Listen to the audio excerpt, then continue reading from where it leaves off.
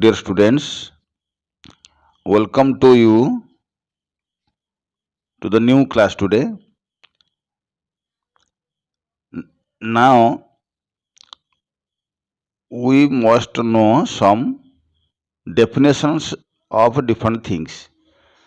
In English, we come across words. We also come across sentence, and you might have heard the word phrases and the word clauses. So sometimes our teachers also tell like this: word, sentence, phrase, and clause. First, we should know how a word is formed.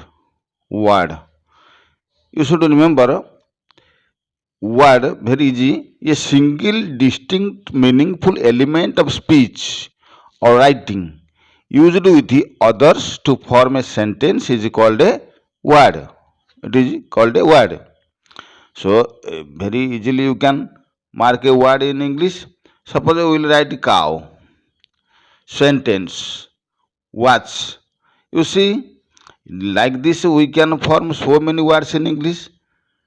Cow. So why it is called a word or sentence? Why it is called a word or words? Why it is also called a word? Because they are called words because some letters are properly coordinated to form a word. Here COW. If you look up the meaning of this word cow in a dictionary, it is very easy that there is a meaning. So say that this word is meaningful. Similarly, sentence, it has also a meaning. Watch, it has also a meaning. So a word must be the combination of some letters. So there must be coordination in the letters properly. One thing. Second thing, the coordination of letters or the combination of letters that must be meaningful. One second thing. Third thing, or thirdly, we can say the letters are closely kept. Closely means they are kept serially according to the meaning, and the spelling of words is always fixed. You should mark here COW. In other words, we cannot write we can write this in other way. Suppose we will write OWC. What does it mean? If you look up this word in dictionary, is there any meaning? Certainly not. So it is not a word. Similarly, HTCAW. If it is written like this, so these words are kept in an disorder manner. It is not in a proper order. So it is not at all meaningful. So it is not a word. Here there is a combination of letters, but it cannot form a word because it is not these letters are not properly coordinated. So it is not meaningful. So we cannot call HTCAW as a word. Similarly, in English, we see many things. If they are not meaningful, whether they are the combination of words or not, they cannot be called as words. Next, sentence. Very easy. It is very easy to know, students. What is the definition of a sentence? A group of words when arranged. A group of words when arranged in a proper order, so that it can make complete sense, and we can call it a sentence. Okay, so then it is sure that there must be words in a sentence, a group of words, and these words are properly arranged so that it makes a complete sense. Then we can say that it is a sentence. For example, Mrs. Mohan has been to Delhi. What is your name? How beautiful the flower is. Open your book. So we have given different type of sentences. Mohan, it is properly coordinated, word after word. So they are called sentences because they are meaningful and they make our sense complete. So these combination of words are called sentences. In English, what are the speciality in sentences? You should know the sentences must begin with a capital letter. Any sentence, any sentence, they must begin with capital letters. And the sentences must end with a full stop or question mark or interjection mark or exclamation mark, etc. Exclamation mark. Because from this mark we can know what type the sentence is, what type of the sentence is. So after knowing this, let us know the different kinds of sentences. Actually, in English, according to form and function, sentences can be of different types. According to function, sentences can be simple sentences, compound sentences, and complex sentences. Okay? And again, simple sentences can also be divided into four parts or four categories. We can say that declarative sentence, or we say it as a statement, interrogative sentence, exclamatory sentence, and imperative sentences. Like this, simple sentences can be of four types.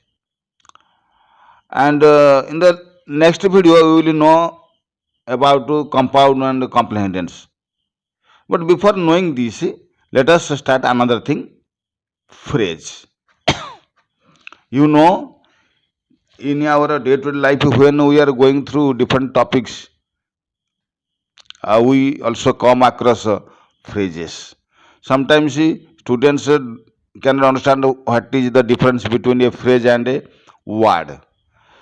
You should remember, like a sentence, a phrase is also a group of words which makes sense but not complete sense.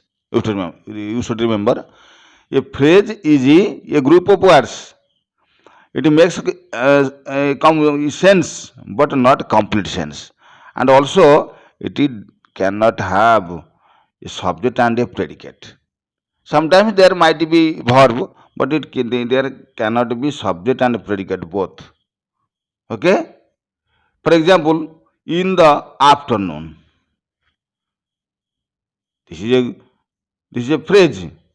Here are three words, in the afternoon. So here is a combination of words. It is a makes meaningful, but not complete. But it doesn't complete the sense fully. Partially it completes, and without having subject and predicate. So this is called a phrase. There are so many phrases in English. Another example is on the bench, with a view to, in the east, etc. And in English, we also come across many types of phrases. Sometimes we come across noun phrases, sometimes adjective phrases, sometimes adverb phrases, sometimes prepositional phrases. In this manner, we see different types of phrases. So while doing English, we should be conscious of using this thing. Okay? Next, let us know about the clause. Students, clause. In English grammar, this word frequently occurs, clause. What is the difference between a clause and a sentence? Certainly not. But there is a definition of a clause in English. Like a sentence, a clause is a group of words. You remember, a clause is a group of words that form a part of a longer sentence having a subject and a predicate. It is very important to know the definition. What is a clause? A clause is a group of words and that form a part of a larger sentence or longer sentence with a subject and a predicate. So it is very easy to know that where there is a clause, there must be a subject and a predicate. Without a subject and a predicate, there cannot be a clause. In English, the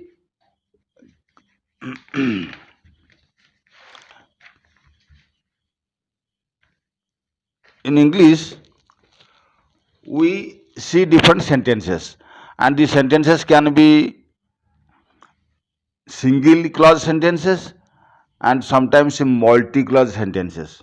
You see, single clause sentences can be called simple sentences.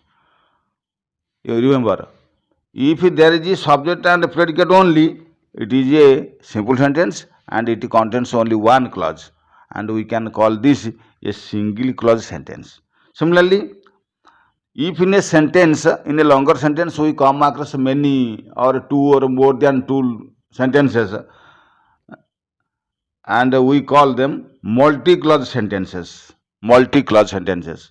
And these multi-clause sentences can be complex sentences or compound sentences. In the latter video, we will learn about complex and compound.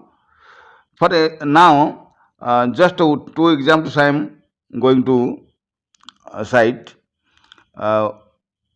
Example 1, my friend helped me when I was in need. Here you see, my friend helped me. This is a part of sentence. This is a part of the longer sentence. Another is I was in need. But these two sentences are joined here with the conjugation of when. So the first underlined part is the main clause, and the second underlined clause from this conjunction, that is a subordinate clause. Here is a subordinate clause and the main clause. You remember, this sentence is an example or instance of a complex sentence. Later we will learn more about this complex sentence. But now there is one compound sentence. He went to the market and bought some fish. Here there are two independent sentences or clauses, but these are joined by the conjunction and, which is a coordinating conjunction. So this conjunction makes the two sentences or two clauses a compound sentence. A compound sentence. So later we will learn about this. Finally, let us know types of clauses in English. While studying, sometimes we come across in grammar different type of clauses. First is main clause, then coordinate clause, then subordinate clause, etc. Like three clauses: main clause, subordinate clause, coordinate clause. In this manner, we get three types of clauses. And again, subordinate clauses can be of three types. Remember, a noun clause, relative clause or adverb clause, relative clause or adjective clause, then adverb clause. So these are the things for our fundamental knowledge we should follow first. Then in detail we will do the other things. Today, let us finish this. In the next video, we will learn more about the sentence and clauses. Thank you very much.